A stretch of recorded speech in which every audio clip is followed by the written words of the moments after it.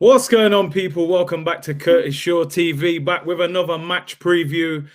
Benfica against Arsenal. I got a special guest, Cristiano from the Benfica podcast. And you know what? I think there's quite a famous Cristiano from Portugal in there. I'm not too sure, man. You know, is it you or is it Ronaldo? Which one? Look, I like to tell people on my Twitter profile, I'm the original.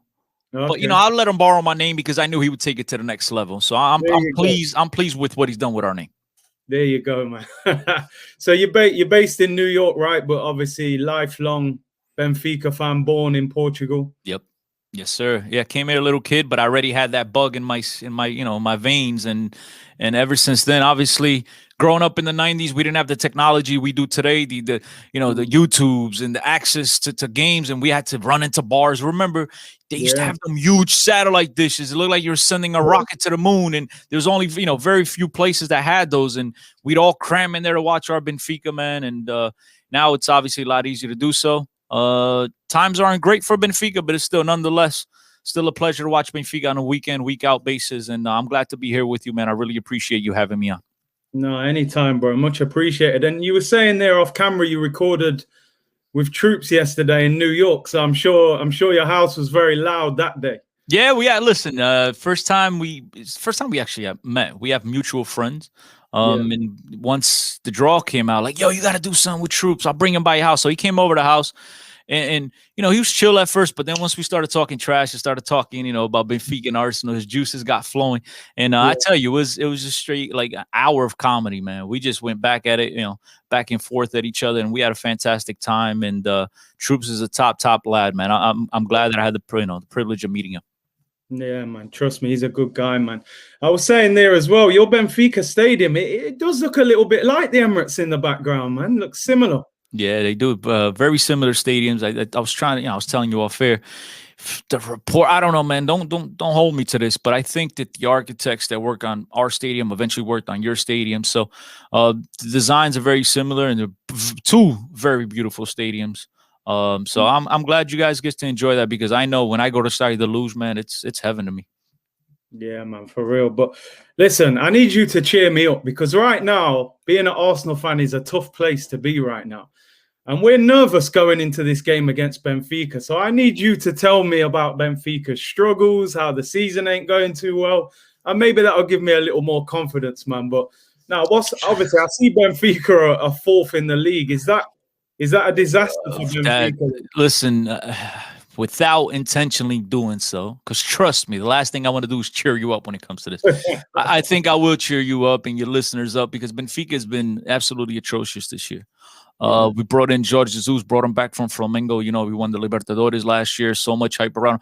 This is a coach who had tremendous success with Benfica the first time around, spending from 2010 to 2016 with Benfica. Won 3 titles in the meantime, took Benfica to 2 Europa League titles, lost to Chelsea and lost to Sevilla and PKs. We had high expectations, spent a boatload of money on Everton Cebolinha. We're talking about a Brazilian national team starter. He was the leading goal scorer in the last Copa America, whatever they call it nowadays. Those types of players, brought in Vertonghen, from your crosstown rivals. I understand he might not be, at the level of playing in EPL today, but for the Portuguese league, still good enough. Brought in Otamendi in the Ruben Dias deal, right? Ruben Dias went the other way. He's been spectacular at City, but that's for another podcast. But Otamendi came in, and at first he struggled because he has ties with Football Club de Porto. It's kind of like you guys getting players from Chelsea or Tottenham. I don't know, whichever one of them is your biggest. I'm guessing it's Tottenham is your biggest rival. You getting those guys in, and they're going to be under a little bit of pressure. Any little mistake they make, the fans are going to get on them. But once he got over that, look, we all know about Otamendi. He wears his heart on his sleeve, and he plays as hard as anyone on the field. But that being said, it's just been disappointment after disappointment. Benfica started the season, had to play the playoff game to qualify for the Champions League against PAOK, Greek team, obviously being one leg because of the whole pandemic stuff. Benfica didn't attack that game with the best intentions. I think the coaching staff downplayed PAOK. They figured, look, we got all these young, good-looking, pretty boys. We're going to go into Greece. It's going to be easy. And we got there. They shocked the world. They shocked us 2-1. And then to make matters worse, we had released Zivkovic a week and a half earlier, and he signed with PAOK. And to our luck, he scored a game-winning goal. He scored a second goal. So, exactly. I mean, that bit is think about that. And so, ever since then, it's been disappointment after disappointment. We've had a couple of good performances, but it's still nothing to make up for the disappointment that we've gone through all season. And then to top it off and make matters worse, we go into the Europa League draw and we get almighty giant Arsenal. And a lot of Benfiquistas were excited about it because, as you know, I don't have to tell you guys, your season hasn't been the best as well. Yeah, but to be brutally honest, this is just the way I look at it, right? From my side of things, ever since the draw, Benfica's going down, and you guys have actually, your ship's been steered a little bit. You know what I'm saying? It's going up. You're going in the opposite direction. You brought in Odegaard. I think he's going to make you guys better. Pepe's playing a lot better. Aubameyang is finally, you know what I mean? Looks like he's coming around. So you guys are spiking up while we're crashing. You know what I mean? We just tied Moreirense at the weekend, 1-1. You guys just won 5. What was it, 4-2?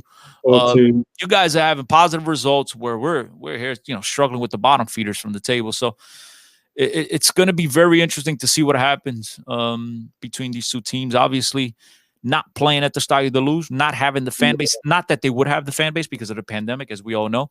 I think that's going to affect Benfica some. But we'll see, man. It's going to affect Arsenal as well on the return leg when we go to Greece. So. Things will be very interesting, but right now, it's worrisome time for Benfica and Benfiquistas all over the world. Bro, I'll be honest. When we got drawn against you, I thought, oh man, that's a bad draw. I was thinking Europa League. Give me some little team that we've hardly ever heard of. And first thing you do, you go on the internet. I go, let me see what Benfica are doing. And I said, what? 4th? Braga are ahead of Benfica, and I see Sporting Lisbon top. And I'm like, Lisbon sold. What year is this, right? You're like, what year is this? Because I'm thinking, is this year? Was Cristiano Ronaldo gone back to Lisbon or something? And I'm like, Lisbon sold Bruno Fernandes, and they've got all these young players, and they're 13 points clear of Benfica. I'm like, I don't know what's going on. What's been the problem this year? Is it scoring goals? I mean, you've only lost 3 games, I think, in the league, so you're not terrible. But look, even the results that we're getting, it's always tough. We're not putting games away. Normally, we start off the first half. We play decent. We come into the halftime with enough to be up 1-0, right? And then in the second half, I don't know what the hell goes on in the locker room, right? These guys might be having one of them relaxing teas at halftime. I don't know what it is because in the second half, it's a totally different team. The opposition makes adjustments. They come out, and these are teams that aren't supposed to keep up with Benfica. And yet, Benfica is the one on the back foot, struggling, holding on, against the ropes, trying not to come down, when the final whistle is there. And it's nobody understands. Nobody understands what the hell's going on because it's one thing to come into the Europa League and lose to Arsenal, right? There's no shame in that, even though you guys aren't having the greatest season, but there's no shame in that. But to the teams in the Portuguese, the first game we lost to Boavista, 3-0 at Boavista. That was the first and only win of the season. I mean, it's just stuff like that you're just scratching your head, not understanding what's going on. Now, as someone who lives, and breathes Benfica 24/7, this is a problem we've had going back a couple of seasons now. We fired Rui Vitória, brought in Bruno Lage. We're down 7 points at the time, and Bruno Lage came in and he brought up all these kids from the youth department, and started giving these kids confidence. He's the one that really made João Felix. Started throwing João Felix out there, let João Felix just be himself, and the team took off, and we were able to turn things around. We won that title when we had no business winning that title. We made that 7-point turnaround. Then we go into the following season, which was last season. From August until December, we're fantastic. I mean, we lost 1 game, and I think we drew. I'm not sure. I think we drew. We won every single game. I know we lost 1-0. It was the first loss, 2-0 to Porto in August. And then I'm not sure if we drew another game. We might have just won every single game the rest of the first half. December comes around. A turn of the clock comes around, and the wheels fell off. That was it. You know what I mean? And they couldn't play. They couldn't win. It was atrocious football, and everyone's just scratching their head. And, some of us like to think that the players turned on the coach and, they set them up because we were up 8 points. All of a sudden now Porto did the reverse on us that we done the previous season. Yeah. And they wound up firing him. They brought in the wheels. It was an atrocious finish to the season last year. Then we bring in Jorge Jesus, as I mentioned before, the the guy. He's in Portuguese football. You know, he had done well Benfica, he had done well with Sporting when he was at Sporting, and then he goes to Flamengo, does his whole thing, comes back. I'm telling you, man, I was excited.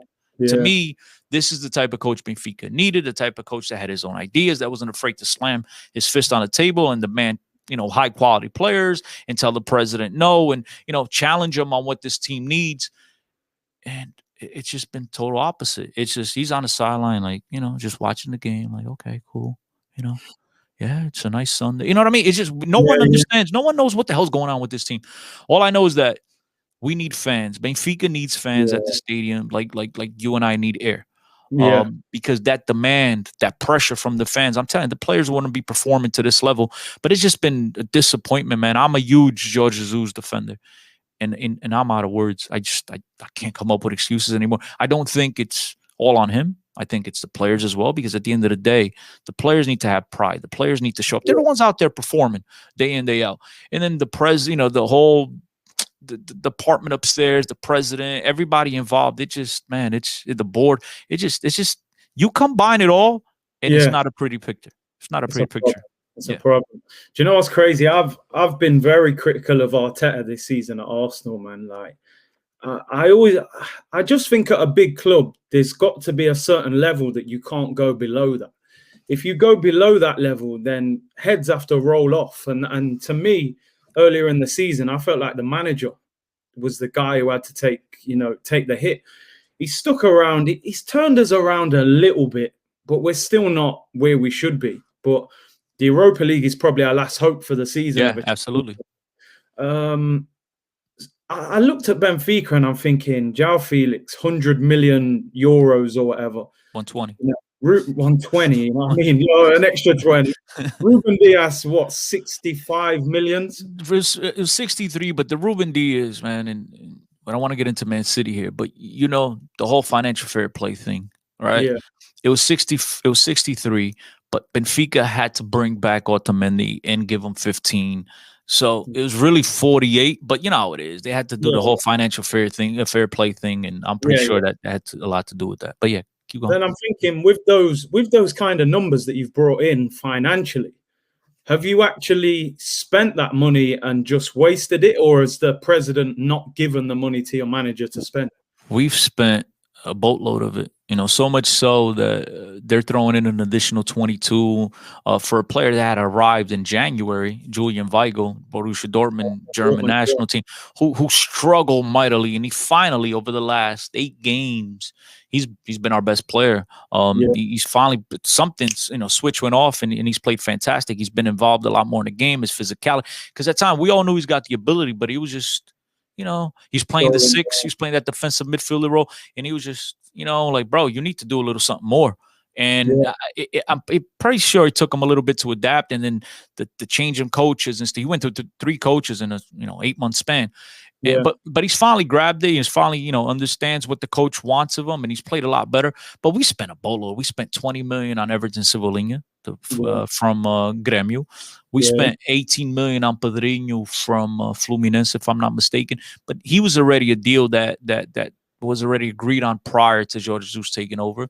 We broke the league transfer fee. And Darwin Nunez from Almeria in 2nd division in Spain, a 21-year-old Uruguayan. He's the striker up front that everyone has crazy expectations on, and he's been a disappointment. Call it what it is. When you spend that type of money on a player, when you're Benfica and you're spending 25 million on a player, it's the equivalent of Arsenal spending 190 million on a player, and you can't. Let's call a spade a spade. And and even Arsenal with deep pockets can't afford to sit there and say, well, he's just not putting the ball away. At some point, you're going to demand that this player, because he's getting opportunities. He's very physical.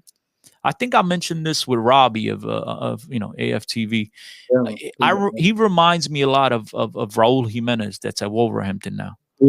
Same type of guy. Always the guy from the first minute to the 90th minute. He's putting pressure. He's running. He's everywhere. I think Jimenez got a little bit more ability, but I think this kid's actually stronger and faster than he is. And so he gets himself in a lot of scoring opportunities because he's got that never say die attitude, but his finishing leaves a lot there to be questioned. And He's been, I mean, he's missed chance after in the 6 by himself in front of the goalie. And you have to put those away. Now, if Benfica had gotten him for $5 million, we've got time to develop. But when you're breaking the league record fee, right? There's no excuses. He's got to do a lot better. And so there's a bunch of players on the team that just aren't playing up to what we expected out of them. Who else? We brought in Gilberto. That was 1.5 million. Vertonghen, Otamendi with the 15. And we brought in Luca Waldschmidt, another guy. He was at Freiburg, if I'm not mistaken, in the Bundesliga. He's a guy that's, been a part of the German national team camps, started a couple games, played up. He's a German national team player. So we know he's not, just any regular play. I think we spent 15 million on him. He started off the season. He was hot. He scored like 6 goals right away. And it looked like him and Darwin, them two. Darwin was getting all the assists. Luca was scoring. And everybody was excited about Darwin's performance because he's always getting assists. I'm like, wait, nobody called him, nobody purchased him to be the next Rui Costa, which is the Benfica legend, which is the maestro. He came here to score goals. But ever since then, he's barely scored. He scored 2 goals last week in a cup game. Benfica, we're losing 1-0. We turned it around 3-1, and he scored 2 goals. So we're hoping that he piggybacks off that. We'll see. We'll see what happens. Benfica did spend 100 million, man. 100 million in the 8 months. And that in Portuguese football is huge. That's the equivalent of City coming in with Pep and spending 600 million on something. You know what I'm saying? It's huge. Huge money. And the performances just haven't been there. It's just, man, nothing about this season has been pretty. With the exception of the presentation, when you go and you got Luca Waldschmidt, you got Vertonghen, and they're all holding their shirt. That's beautiful. You're dreaming of, man, you're going to have this successful. Ever since then, everything's been ugly. Bro, I'm in the same boat as you. I'm paddling with you. I'm paddling right there with you. We had Thomas Partey holding up, Willian, Gabriella for top 4 this year. 2 months ago, we were 15th talking about relegation. That's when the draw came out, and that's when we said, we got a chance here. Yeah. But obviously, from a Benfica point of view, when you look at Arsenal, what is what is the danger for you in Arsenal? What worries you against us? I mean, I'll be here all day, brother. Let's start with your man Pierre up front. How do you guys pronounce his name? Because I call Obama Yang. I seen in the comments people. Why do you pronounce his name? We just call him Obama Yang. We're lazy over here, man. I'm saying okay, Obama. I'm gonna stick with. I like it, Obama Yang. I fear what he's gonna do to our center backs, Vertonghen and Otamendi. There's a possibility now. Benfica just picked up Lucas Verissimo from Santos. He was part of the squad that just lost to Palmeiras in the Libertadores final a week and a half ago, whatever it was. He arrived last Wednesday, if I'm not mistaken. Hasn't played a game, hasn't played a single minute. He's been on the bench. He's made the bench, but hasn't played. In the newspapers yesterday was, predicting that Benfica might switch to a 3-back formation, 3-5-2 or 3-4-3, whatever it may be, just to insert him in the lineup because he is out of the 3 guys. He's the fastest one. He's got the most speed. He's the youngest one. But I just don't. I don't like the idea of throwing a player like this to make his European debut against a team with the threats that Arsenal has, because you could burn his mentality, you could burn his confidence. And once his mental state goes, you play football, without confidence, man, no matter what it's going to be very difficult for you to perform. So I don't think it's a good idea for Benfica to do so, because there's a possibility if Arsenal's on their day and Benfica has an off day, which is probably, we haven't had many on days this season, things could get ugly and you're going to burn this player right from his first appearance. And so I don't like that. So brings me back to Otamendi and Vertonghen, and you got Pierre, you got Pepe on one side, Saka. I mean, dude, I appreciate players like a Danny Ceballos that's on your team. I know he plays regularly, and he's inconsistent, right? But I think the world of him. I think that dude's got everything at his feet. There's nothing the guy can't do with a ball at his feet. I know the guys, Robbie and Troop spoke to me about another youngster you have in the middle playing the 10 position. He's been, I forget his name now. Yeah, you have so many weapons. And the way our team is played, our coach likes to play with a high press, right? He likes to press up, close up the opposition, and just press the hell out of them, force you into mistakes, and Benfica catches you on a counter. I just don't see it. I don't see us playing with a high line. I just can't against your squad. And I get it. There are Benfiquistas at home, Benfica fans that are going to listen to this. Benfica, fans all over the world are like, come on, man, Arsenal's in 10th place, bro. I get it. Arsenal's in 10th place in EPL. and maybe I'm giving you guys a little bit, too much respect, but I just have seen the way Benfica's performed all year long, right? I listen, Curtis, I can't say here many more times. It's been ugly. I mean, I can't say it many more times. It's just been atrocious. Yeah. And then you guys, with the caliber of players that you have, I'd be lying to you if I were to tell you, I wasn't worried. Now, could Benfica on their best day, pull off a shot? Yeah, possibly. Why not? It happens all over football. Yeah. It's 2 legs, though. And I like to say, in 2 legs, the better team is always going to stand out. They're always going to find a way to turn things around. And they might get caught napping the first leg, but the second leg, the better team is always going to come through. Unless they get caught with their pants down and it's a 3-4 nil shellacking, then it's, too much to ask for in the second leg. But I don't see that happening. If anything, I see it the other way around. I see you guys applying that to us. So it's going to be a long day tomorrow. I'm hoping that we see one of these performances like we've seen so far. I don't even know what the score is right now. Porto's beating Juventus 2-0. I don't think anyone predicted that. So I'm hoping it's one of those affairs tomorrow in Rome. I hope you guys don't get your little naps in the airplane. I hope, I don't know. I need something. We need something to go our way because things could get ugly for Benfica, not just in terms of this game, but just their overall season. Fans will not be okay, regardless of who they lose to. The fact that you're out of Taça da Liga, which is the League Cup, you're in 4th place in the Campeonato. You're in semifinal, up 3-1 with the first leg. Got to go to the second leg to make it to the league, to the Taça Portugal, which is FA Cup. I think you guys call it the FA Cup, which is a big cup, but it's still with the amount of money we spent coming home with the FA Cup.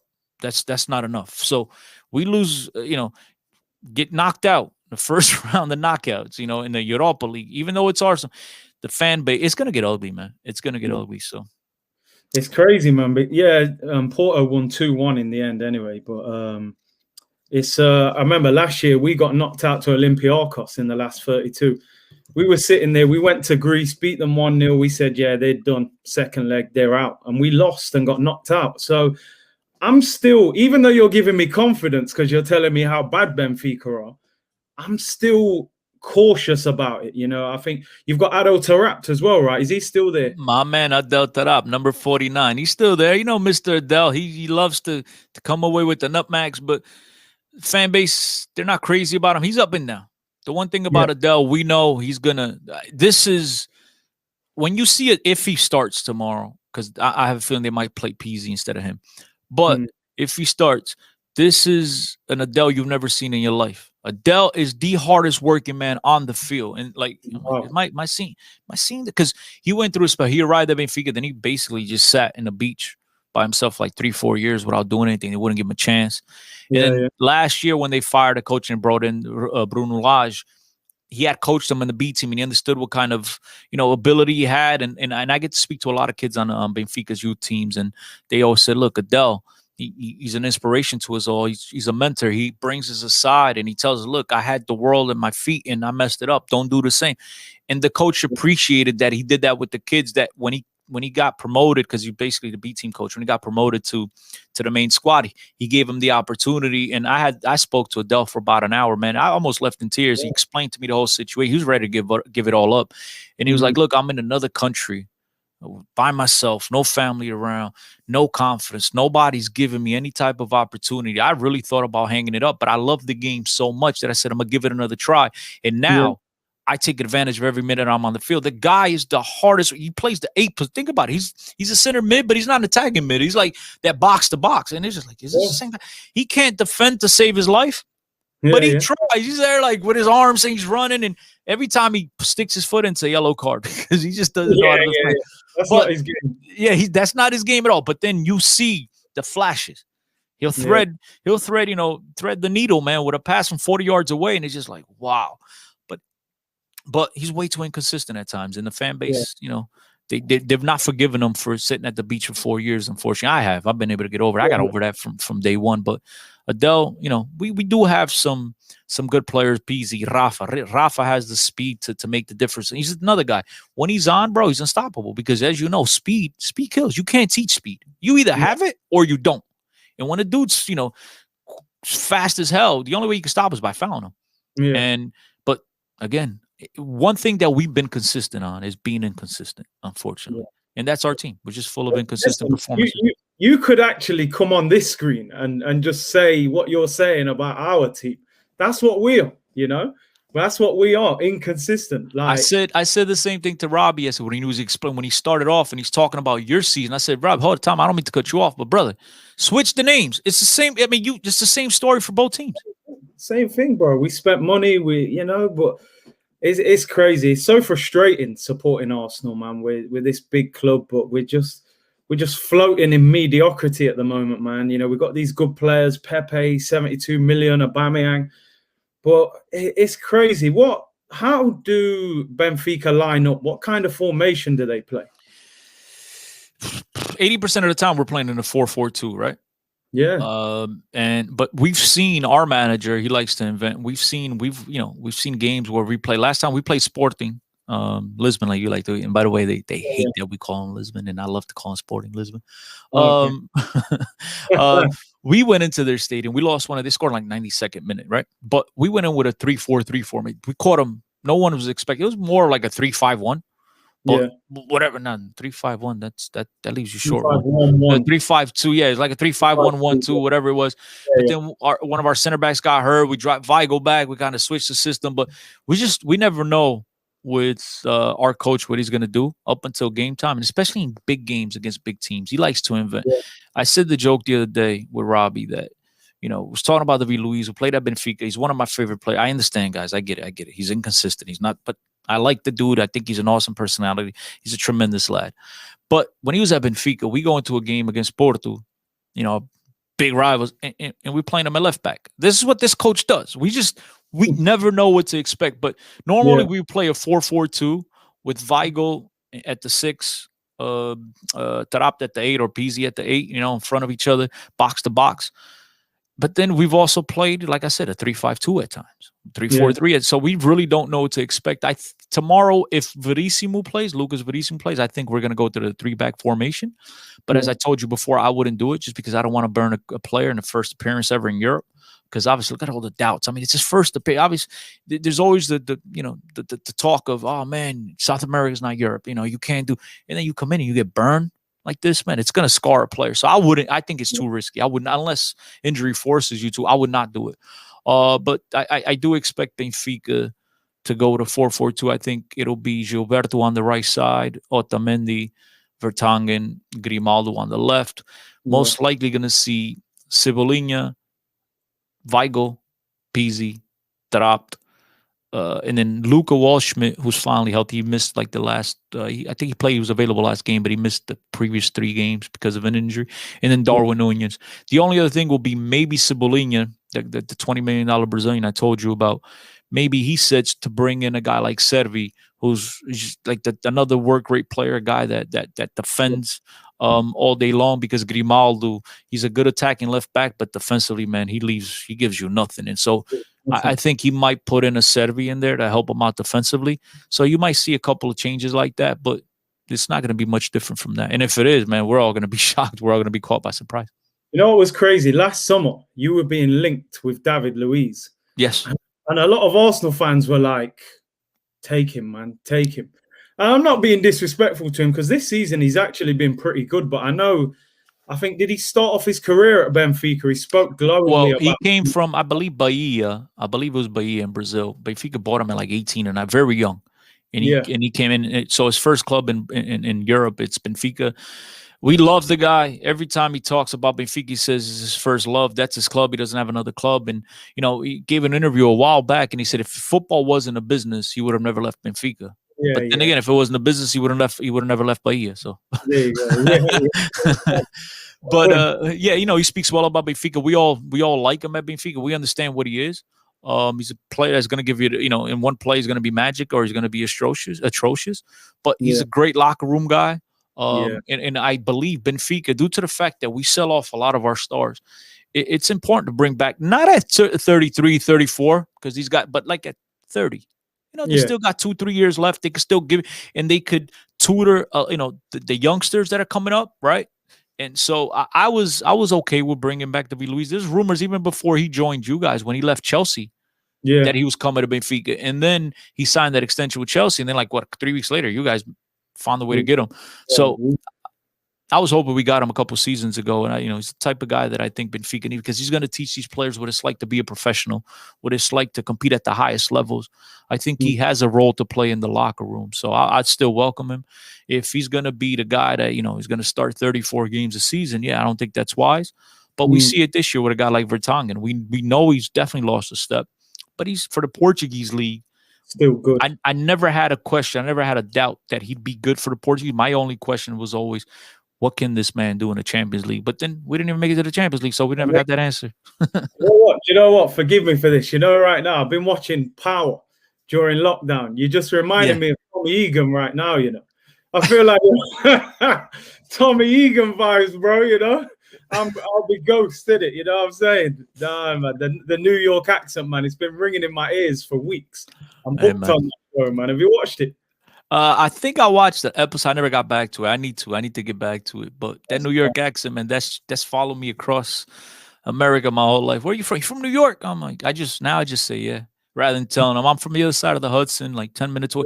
I'm just like, yeah, I'm from New York. I think it makes it. When you and I saw where you asked, where you from? I said New York, New York City. Yeah, it's simple, isn't it? Yeah. Do you know one thing I wanted to ask you just quickly before we wrap up? People who've done very well from Portugal but are not associated necessarily with your club. Do you celebrate those guys? So, for example, Mourinho or Cristiano Ronaldo, do you just look at them and think you're putting Portugal on the map? Or is it like, listen, man, you're Sporting Lisbon and you're Porto? There is that. There is a lot of that. I'm not one of those. These guys do well outside, and I understand Portugal's a small little country that still doesn't get the respect that I think it deserves in the world of football because of the types of players we put out year after year. I know our national team, look, let's call it 5 draws, right? It's not the ideal way to win the Euro, but at the end of the day, we won the Euro, baby. Like that's all that matters, and still get no respect. And you see, I think that the squad heading into the Euros, to the next Euro, got more danger, got better players in 2016 when we won it. And you still see the favorites. Portugal's not even in the top 6 favorites. And I'm just like, what do these guys have to do in order to get the recognition? So I root for the Mourinhos of the world. He's from my dad's hometown. I've had the privilege of speaking to him. So, but Ronaldo, obviously the Sporting ties. But the guy's just been, look, like him or hate him, guy puts up results. He puts up goals. And as a Portuguese, I'd be lying to you if I were to tell you that doesn't make me happy. But there are other players from Porto sometimes that come out in other clubs. They're hard to root for. But for the most part, those main guys, we all root for them. And I don't know if you're aware, but Mourinho started his coaching career. His first team that gave him the opportunity was Benfica. He did start at Benfica. He lasted like 11 games, 3 months, and then he won. He beat Sporting 3-0, and before the game was over, he's in the tunnel requesting like a 3-year extension or whatever. They're like, yo, man, get out of here. I mean, obviously they didn't know what they had on their hands, but Mourinho's the guy that started with Benfica. The other guy started with our main rivals, but again, we appreciate what they do for Portugal. They're putting our names out there on the on the map, and we want everyone to be successful at the end of the day. But we're Benfiquistas. How do I put it? I don't want to be critical of anyone here, but Sporting has this thing, and I'm not trying to put them on blast, but Sporting has this thing that when you walk into the stadium and everything, they got pictures of Ronaldo and Figo with the Ballon d'Or, right? That's what they celebrate. Ronaldo never won a title with Sporting. Yeah. Like, Figo, I believe, won like a Taça Portugal, and it's just like, you celebrate that. We celebrate titles, league titles. We have Bernardo Silva. He left it very young. Some Benfiquistas do that, but I don't. I'm like, oh, Bernardo Silva. Like, no, I don't. Look, I wish Bernardo luck. At the end of the day, if he comes back, because there's a lot of rumors and a lot of noise that he said he wants to come back, like before he's 30. He just scored the goal as well. I'll take him. But at the end of the day, it's like, bro, did he do good? Good. How about Benfica? Like, I care about what they do at Benfica. Now, not that I root against them, but like, I want them to do well. But if they don't succeed, it's like, whatever, Like Renato Sanchez, he left Benfica to Bayern Munich and he struggled mightily. And now he's finally turned it around at Lille. So much so that Liverpool wants to buy him. He's had a tremendous turnaround. Yeah, it sucked that our little golden boy didn't turn out to be the goods. But at the end of the day, it's not affecting Benfica any. Yeah, for real. What's your prediction for the game? Come on, man. You trying to get me banned? You trying to get me banned from the Benfica? I know that look, because I was talking about Arsenal Man City on Sunday, and someone said to me, "Oh, what's your prediction in here?" And I was like, "Boy, man, I don't even really want to make that prediction." All right, man. Look, I'm gonna be up. So like that, no one gets. Look, 2-1 Arsenal. How's that? 2-1 Arsenal gives us a fighting chance going into the second leg. Yeah. No, 2-1 Arsenal. I'll stick with just. I swear, you've given me so. I feel like you're luring me in to make me think you're worse than you are. 2-1. You think we're gonna beat you? Yeah. Man, I think you're gonna beat it like 2-0, 3-0, most likely. Yeah. That's what I think. If you guys play well, I think because look, call it what it is. You guys, when you're if you guys are on your day, you have the ability to beat anyone. You have the players. Benfica, on the other hand, we don't have the explosiveness that you guys have. We just, we don't have the Pepes, the Aubameyans. We just don't. We don't have those guys. We do. We have good players that will. Some of them will eventually, most likely, be playing for Arsenal. They'll make the jump. You know what I mean? They have that ability. But when you're looking at a combined 11, it's rough, especially the way they played all year long. It's rough to expect another result. I'm hoping that they shock the world. One of my favorite things I love to do here on the Benfica podcast, Curtis, is eat crow. I love the taste of crow. Woof. I love it when I'll eat crow all day. You know what I'm saying? But prove me. I'll eat crow. I hope we turn around. I hope it's us 2-0. I really do. But I'm going Arsenal 2-0, but there's still that unknown factor with you guys. I know you've got Everton, Suarez, is it, who we tried to buy him actually at one stage. Cebolinha, Everton, Cebolinha, Onion. I don't even know what his name is. It Suarez? If maybe, I think it's Everton Suarez in it, but I don't know. Maybe but him and is there a guy? What's his name? Severovic or something? The striker. Severovic. Yeah, he'll be off the bench. He'll most likely if Luka's healthy, if he's fit enough to go, Seferovic will be. He's I believe he's Switzerland, right? Swiss international.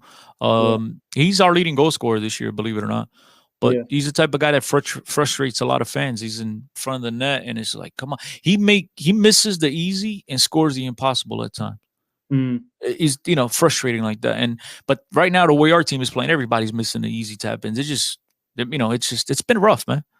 This team is really lacking confidence. So tomorrow, one of two things is going to happen. We're going to go into that game and understand that the whole world is watching us. This is an opportunity for us to put a resume on the table, right? And we're going to, balls to the wall. Let's go. We're playing Arsenal. We ain't no pushovers. These guys are going to get that attitude, or, things are going to get ugly. The famous word, ugly. We're in it one way or another. Listen, for us, we've got to get a positive result. We got Man City on Sunday. We need to. It would be good for us to win and have less pressure next Thursday. If we could win 2-3-0, and then we could maybe play our full strength against City. But if that game is still in the balance, that puts a lot of pressure on us going into the game next week. So, due to the fact that there's a second leg, you think Arteta will field the strongest 11 tomorrow, or probably mix and match here, thinking about the game over the weekend against Manchester City? See, I think he'll go full strength because I think the leagues. I don't think we can get top 4 now. I think it's too far. We're 8 points off. We've got tough games coming up. I think he's got to go full strength against you guys, and maybe against Man City, he's got to rotate 2 or 3 for that game. So I think he's got to go full strength. But we've got a heavy 2 weeks, with the traveling. We obviously play you in Italy, and then we come back and play. Then we go to Greece to play you again. Then we play.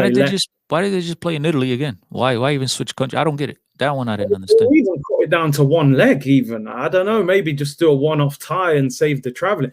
This is what I wanted to ask you quickly. Actually, why can you not play in Portugal? Is there a big issue over there? Well, Portugal's been heavily affected with the COVID situation, the pandemic. So I think you guys put us on a list of banned countries. Like we can't, like we have to. What's it called? When you stay away for 14 day quarantine. You have to quarantine. So I believe that these decisions, and you guys as well, because of the English, the British English strain of the COVID, whatever you want to call it. So I think they picked countries, Italy, which is crazy when you think back at this whole pandemic thing, right?